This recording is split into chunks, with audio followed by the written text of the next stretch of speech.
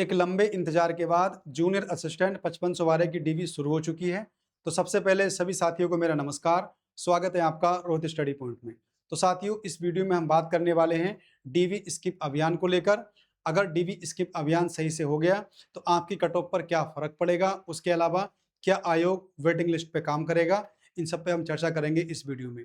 तो सभी हमारे साथी जूनियर असिस्टेंट वाले 5512 की डीवी करा चुके हैं या डीवी कराने वाले हैं, तो सभी साथी इस वीडियो को अधिक से अधिक शेयर कीजिएगा, क्योंकि जितना ज़्यादा डीवी स्किप होगा समझ लीजिए उतनी ही कट ऑफ आपकी नीचे आने वाली है।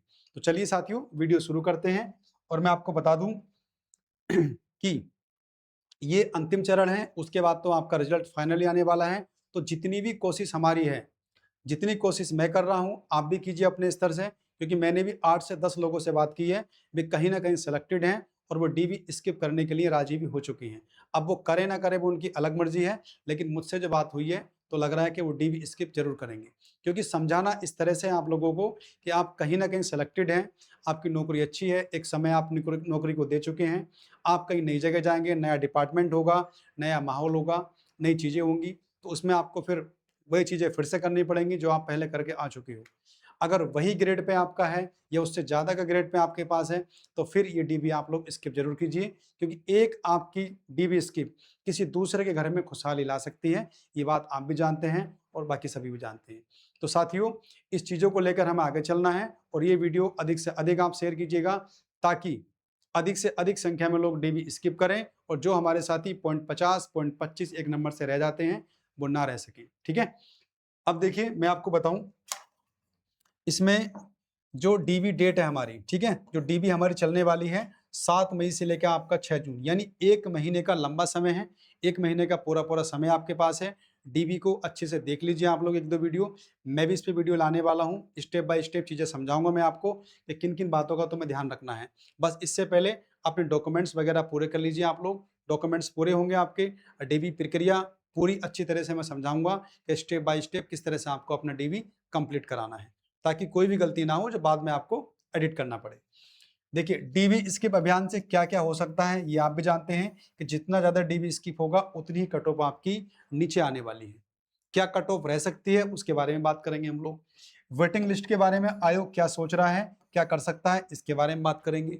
और अगर डीवी स्किप होता है तो कट ऑफ क्या रह सकती है, नहीं होता है तो क्या कट ऑफ रह सकती है, इस पर भी हम बात करने वाले हैं।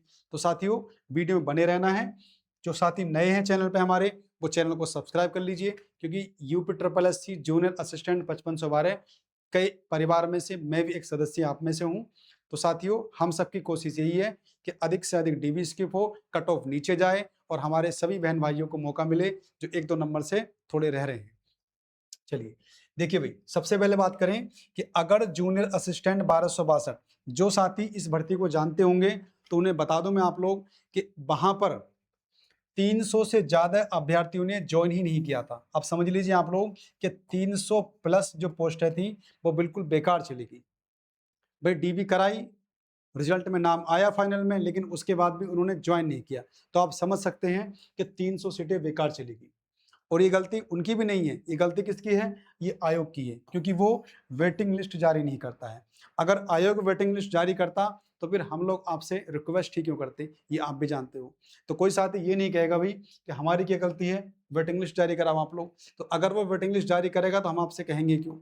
तो यही कारण है कि हम सभी आपसे निवेदन करते हैं कि अगर आप पहले से कहीं सिलेक्टेड हैं, यानी कि अगर आप रेलवे में सिलेक्टेड हैं, या आप एसएससी में सिलेक्टेड हैं, या फिर आप लोग जूनियर असिस्टेंट पहले से हैं, या फिर यूपी ट्रिपल एससी की किसी और बीपीओ लेखपाल वगैरह कहीं भी सिलेक्टेड हैं, अगर उतने ही की ग्रेड पे नौकरी आपकी पहले से ही है, तो आप डीवी स्किप जरूर कीजिएगा।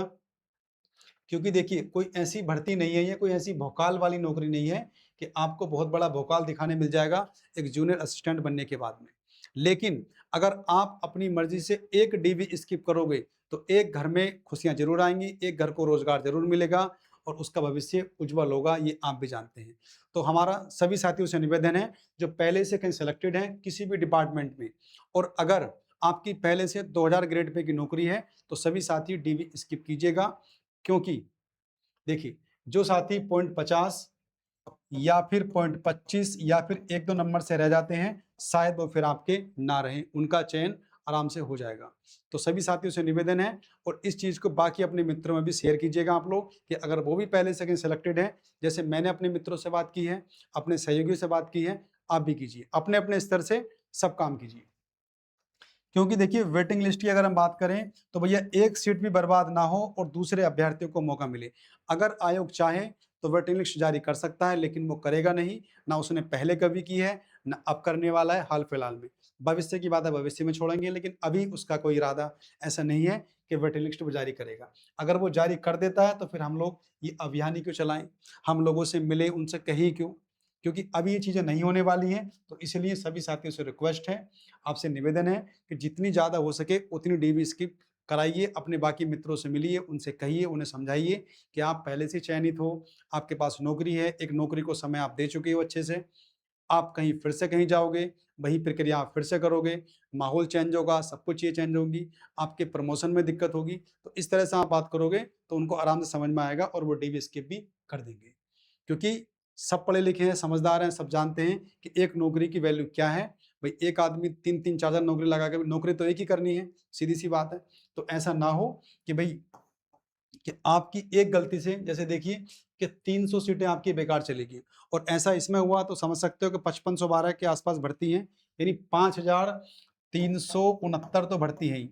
तो अगर 1262 में 300 खराब हुई है तो यहाँ कितनी खराब हो सकती है।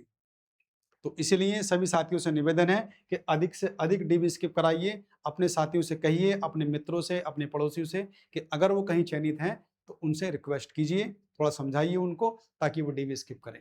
तो साथियों ये अभियान, ये वीडियो जरूर शेयर कीजिएगा आप लोग, क्योंकि जितनी ज़्यादा डीबी आपकी स्किप होगी, कट ऑफ आपकी उतनी ही नीचे आने वाली है। और मैं आपको बता दूं कि अगर डीबी स्किप सही से हो गया, और आप ये भी जानते हैं कि जो हमारे साथी डीबी स्किप करेंगे तो उनके नंबर भी 70-80% ज़्यादा ही होंगे दूसरों के मुकाबले, क्योंकि वो पहले सेलेक्टेड हैं, उन पे एक एडवांस चीज़ें हमेशा रहती हैं, उनके पास एक एडवांटेज हमेशा रहता है नौकरी का, तो उनके नंबर ज़्यादा होते हैं। तो अगर ऊपर के नंबर कब होंगे तो नीचे वालों को मौका ऑटोमेटिक मिलने वाला है।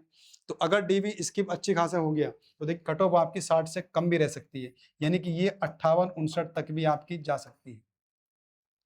नहीं हुआ तो ये कट ऑफ आपकी देखो 60 के बाद आपकी 62 के आसपास भी रह सकती है, सीधी सी चीजें हैं। तो सभी साथी अपने अपने स्तर पर प्रयास कीजिए। ये कट ऑफ मैं पहले ही बता चुका हूँ, ये कट ऑफ इसी के आसपास रहने वाली है। इसमें एक नंबर ज्यादा या फिर एक नंबर आप कम कर लेना। अगर डीवी स्किप अच्छी मात्रा में हुआ तो ये कट ऑफ आपकी 1-2 नंबर और कम हो जाएगी, और नहीं हुआ तो एक आध नंबर आपकी बढ़ भी सकती है।